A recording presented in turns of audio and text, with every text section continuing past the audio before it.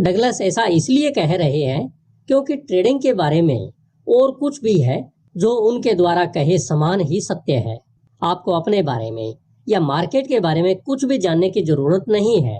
जैसे कि आपको यह जानने की जरूरत नहीं है कि समय समय पर एक अच्छा शॉट मारने के लिए टेनिस रैकेट या गोल्फ क्लब को स्विंग करने का उचित तरीका कौन सा होगा।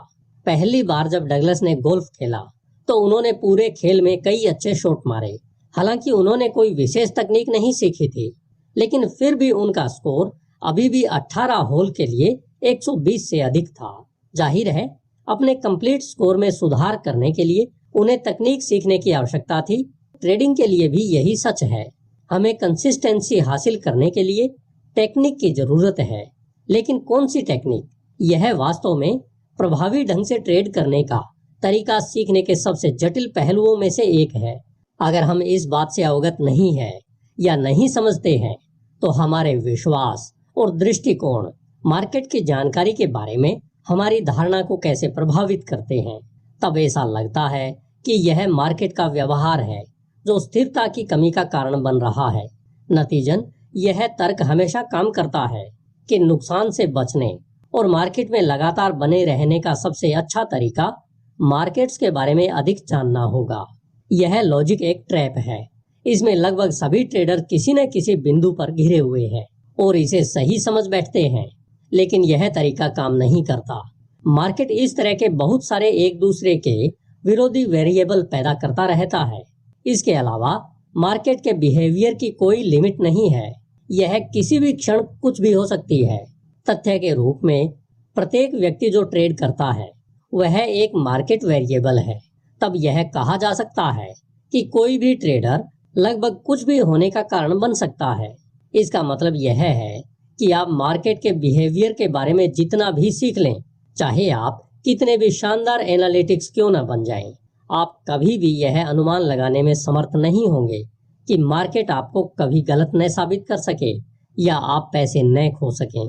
इसलिए यदि आप गलत होने या पैसे खोने से डरते हैं तो इसका मतलब है कि आप कभी भी उन नकारात्मक प्रभावों की भरपाई करने के लिए पर्याप्त नहीं सीखेंगे जो इन शंकाओं का आपकी निश्चित होने की क्षमता और बिना किसी हिचकिचाहट के कार्य करने की आपकी क्षमता पर पड़ेगा।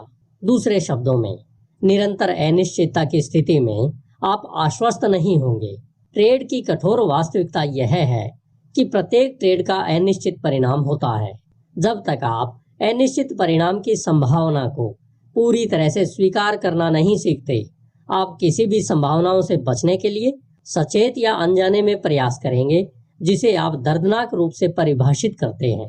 इस प्रक्रिया में आप अपने आप को स्वयं उत्पन्न महंगी गलतियों के अधीन करेंगे।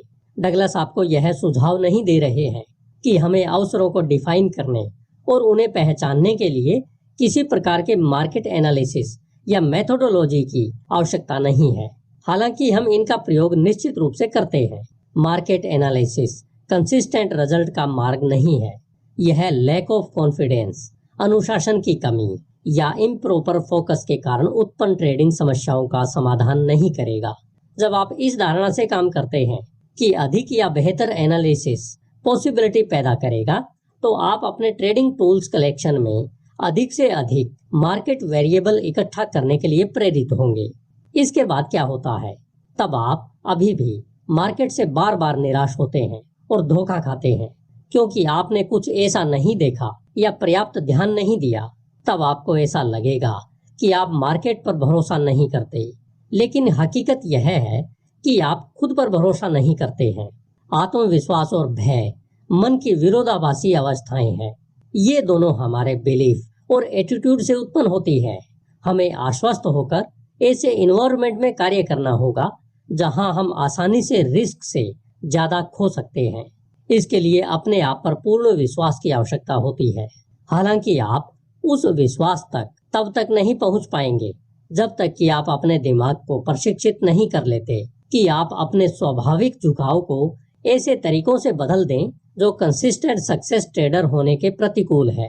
मार्केट के बिहेवियर का एनालिसिस करना सीखना उचित प्रशिक्षण नहीं है। आपके पास दो विकल्प हैं। आप जितने संभव हो उतने मार्केट वेरिएबल के बारे में सीखकर रिस्क को खत्म करने का प्रयास कर सकते हैं, या फिर आप सीख सकते हैं कि कैसे अपनी ट्रेडिंग एक्टिविटी को इस तरह से फिर से डिफाइन करें कि आप वास्तव में रिस्क को स्वीकार करते हैं और आप अब डरते नहीं हैं। जब आपने इस तरह का स्टेट ऑफ माइंड बना लिया है जहां आप वास्तव में रिस्क को स्वीकार करते हैं, तो आपके पास दर्दनाक तरीके से मार्केट की इंफॉर्मेशन को डिफाइन करने और व्याख्या करने की क्षमता नहीं होगी। जब आप मार्केट की इंफॉर्मेशन को पेनफुल तरीके से डिफाइन करने की क्षमता को खत्म कर देते हैं, तो आप रेशनलाइजेशन और हेजिटेट होने की टेंडेंसी यानी प्रवृत्ति को भी खत्म कर देते हैं और उम्मीद करते हैं कि मार्केट आपको पैसा देगी, या उम्मीद करते हैं कि मार्केट आपको नुकसान से बचाएगी। जब तक आप एरर के लिए अति संवेदनशील रहेंगे, तब तक तर्कसंगत, औचित्य, झिझक और उम्मीद का परिणाम यह होगा कि आप खुद पर भरोसा नहीं कर पाएंगे। यदि आप अपने आप पर ऑब्जेक्टिव होने और हमेशा अपने सर्वोत्तम हित में कार्य करने के लिए भरोसा नहीं कर सकते हैं, तो कंसिस्टेंटली रिजल्ट प्राप्त करना असंभव होगा। कुछ ऐसा करने की कोशिश करना जो आपको बेहद आसान लगता है, वह सबसे ज्यादा परेशान करने वाली चीज हो सकती है जिसे आप करने की कोशिश करेंगे। विडंबना यह है कि जब आपके पास उचित रवैया है, जब आपने ट्रेडर मेंटेलिटी हासिल कर ली है और निरंतर अनिश्चितता का सामना करने के लिए आश्वस्त हैं, तो ट्रेडिंग उतना ही आसान और सरल हो जाएगी जितनी आपने तब सोचा था जब आपने इसे पहल शुरू किया था। तो फिर इसका समाधान क्या है? आपको ट्रेड के बारे में अपने एटीट्यूड और बिलीफ को इस तरह से एडजस्ट करना सीखना होगा कि आप डर के बिना ट्रेड कर सकें, लेकिन साथ ही एक ऐसा स्ट्रक्चर बनाए रखें जो आपको लापरवाह न होने दे। ठीक यही सीखने के लिए यह ऑडियो बुक रिकॉर्ड की गई है। जैसे जैसे आप इसे आगे सुनते जाएंगे, इसके साथ साथ आप कुछ बातों का ध्यान भी रखें। आप जिस तरह के सफल ट्रेडर बनना चाहते हैं, वह आपका भविष्य का प्रोजेक्शन है जिसे आपको विकसित करना है। ग्रोथ का अर्थ है विस्तार, सीखना और अपने आप को व्यक्त करने का एक नया तरीका विकसित करना। यह सच है, भले ही आप पहले से ही एक सफल ट्रेडर हैं और अधिक सफल बनने के लिए इस ऑडियो बुक को सुन रहे हैं, आप जिन नए तरीकों से खुद को व्यक्त करना सीखेंगे, उनमें से कई उन विचारों और धारणाओं के साथ सीधे संपर्क में होंगे जो आप वर्तमान में ट्रेड की प्रवृत्ति के बारे में रखते हैं। हो सकता है कि आप इनमें से कुछ मान्यताओं के बारे में पहले से जानते हो या नहीं। किसी भी मामले में जो आप वर्तमान में ट्रेड की प्रकृति के बारे में सत्य मानते हैं, वह आपको कुंठाओं और असंतोषजनक रिजल्ट्स के बावजूद चीजों को वैसा ही रखने का तर्क देगा जैसे वे हैं। ये इंटरनल आर्ग्यूमेंट्स नेचुरल हैं। इस ऑडियो बुक में डगलस की चुनौती इन तर्कों को यथासंभव कुशलता से हल करने में आपकी सहायता करना है। अन्य दूसरी संभावनाओं पर विचार करने की आपकी इच्छा, ऐसी संभावनाएं जिनके बारे में आपको जानकारी नहीं हो सकती है या जिन पर आपने पर्याप्त ध्यान नहीं दिया है, स्पष्ट रूप से सीखने की प्रक्रिया को तेज और आसान बना देगी। अध्याय 1 समाप्त हुआ। दोस्तों, ऑडियो ऐसे ही जारी रहेगी।